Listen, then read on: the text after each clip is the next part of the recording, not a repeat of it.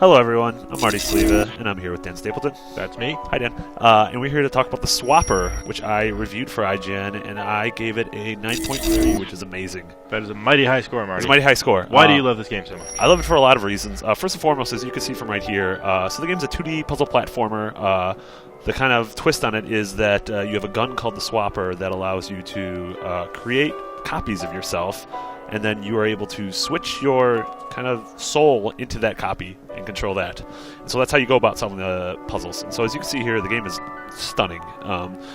The art style, so the folks at Facepalm Games took 3D, or they made 3D models out of clay, took pictures of them, and ended up putting them in the game. So everything on this derelict space station has this really kind of tangible, real quality to it, which I absolutely love. The lighting, too. Yeah, the lighting's spectacular. I mean, the game is an impeccable atmosphere. I kept thinking back to things like Limbo and Braid and Super Metroid while I was playing it. So as you see here, throughout the game, you have to collect these kind of orbs that help power the space station. And so you inevitably have to use clones to do that.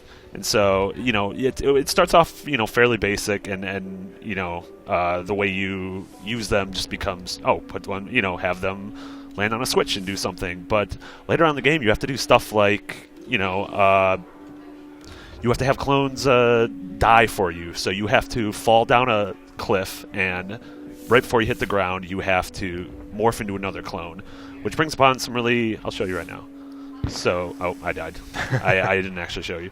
But it brings upon some really interesting kind of moral quandaries, and it marries the gameplay mechanics with the actual storytelling in that, well, what are you doing right now? Are you killing just a shell or a tool, or are you literally killing the being that you were just inhabiting a second ago? Or, I mean, did you die like the first time you created a clone? Yeah, absolutely. And it's a really cool sci-fi story that you can, anyone who likes movies like Primer or Moon or 2001, they'll find some similarities here, but Swapper does a really good job of paying homage to those things while at the same time really crafting its own story, which is really interesting. And it doesn't beat you over the head with narrative. There's very little dialogue or text in the game, and rather it uses the environment to sort of paint a picture to you, which I really appreciate in games. A lot of games will just kind of bombard you with words, whereas Swapper isn't afraid to let you come to your own conclusions.